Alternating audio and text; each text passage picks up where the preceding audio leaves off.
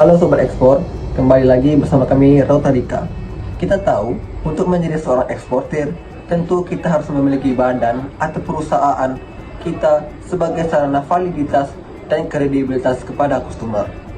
Hari ini, kita akan membahas langkah-langkah praktis dalam mendirikan perusahaan terbatas perorangan atau biasa disebut dengan PT perorangan. Mari saksikan video kami yang informatif ini ya. Langkah pertama dalam mendirikan PT perorangan adalah menentukan nama perusahaan yang sesuai dengan peraturan yang berlaku. Di sini kami memiliki contoh kasus di mana kami memilih nama Rotarika.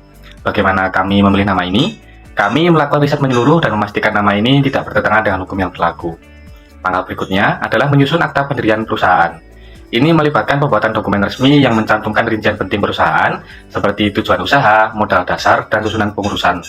Proses ini memastikan bahwa perusahaan memiliki dasar hukum yang kuat untuk beroperasi. Setelah akta pendirian disusun, langkah selanjutnya adalah mengurus nomor pokok wajib pajak atau NPWP. Peserta praktikum harus mengajukan permohonan NPWP pribadi melalui kantor pajak setempat. Proses ini melibatkan pengisian formulir, pengunggahan dokumen, dan mematuhi panduan yang diberikan oleh pihak berwenang. Langkah yang keempat adalah pembayaran modal dasar. Pembayaran modal dasar adalah langkah berikutnya. Modal dasar harus disetor sesuai dengan peraturan yang berlaku. Rotarika menyimpan modal dasarnya di bank sesuai dengan instruksi yang diberikan oleh pihak yang berwenang. Namun, tidak ada ketentuan modal dasar minimal, sebab pendirian PT perorangan tidak memerlukan akta notaris. Cukup satu orang pendiri atau hanya memiliki satu pemegang saham, dan tidak perlu ada komisaris di dalamnya. Kemudian langkah yang kedua adalah pengurusan izin usaha. Pada langkah ini, Rotarika mengurus izin usaha yang diperlukan. Ini melibatkan proses mendapatkan izin dari instansi terkait dan mematuhi persyaratan yang ada. Rotarika sudah mengikuti langkah-langkah ini dengan teliti dan memastikan bahwa semua dokumen dan persyaratan telah dipenuhi. Kemudian langkah yang terakhir adalah pendaftaran online.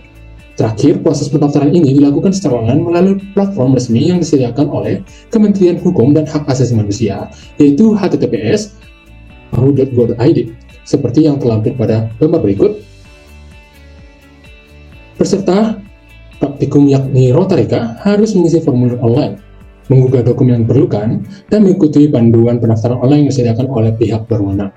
Ketika semua langkah yang terpenuhi, maka persyaratan untuk mendirikan PT perorangan dapat dilakukan. Nah, Sobat Ekspor, itulah langkah-langkah praktis dalam mendirikan PT, mulai dari penentuan nama perusahaan hingga pendaftaran online. Semoga video ini bermanfaat bagi Anda yang tengah mempertimbangkan mendirikan bisnis sendiri. Terima kasih telah menyaksikan. Sampai jumpa dan semoga sukses dalam usaha Anda. Salam ekspor.